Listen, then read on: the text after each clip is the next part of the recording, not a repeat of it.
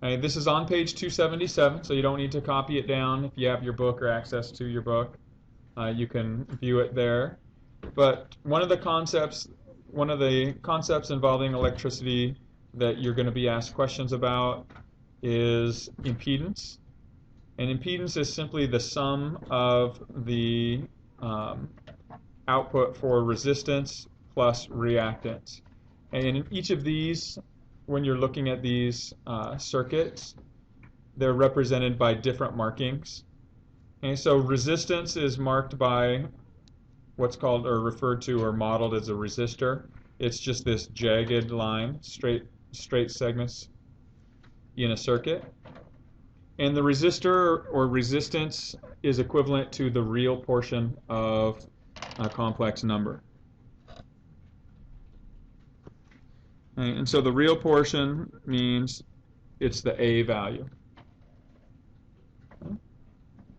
Now, the inductor and capacitor both are values associated with reactance, which is going to be modeled by the imaginary portion.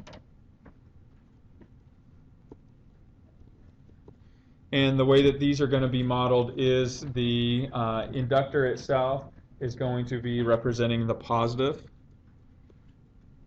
imaginary units, and the capacitor is going to be modeling the negative imaginary units.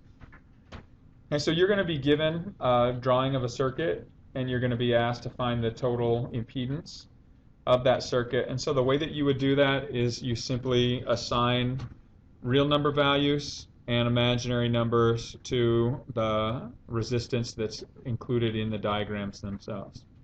And so if this is what a diagram looks like, you have some AC current source, and then the circuit looks like the following. You have this capacitor here yielding 7 ohms. This upside down horseshoe is a measure of electricity called ohms.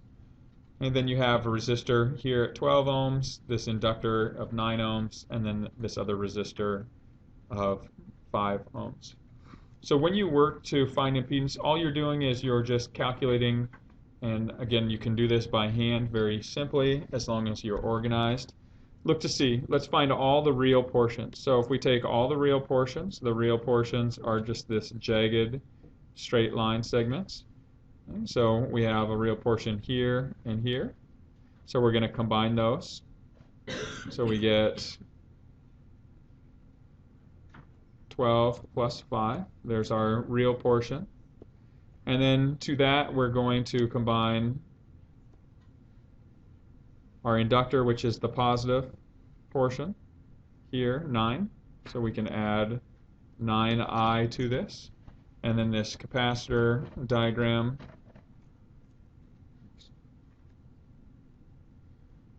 which models the negative imaginary portion. So if we take a negative 7I, and then we can combine our like terms on this. 12 plus 5 gives us 17. 9I minus 7I gives us 2I. So this would be our solution.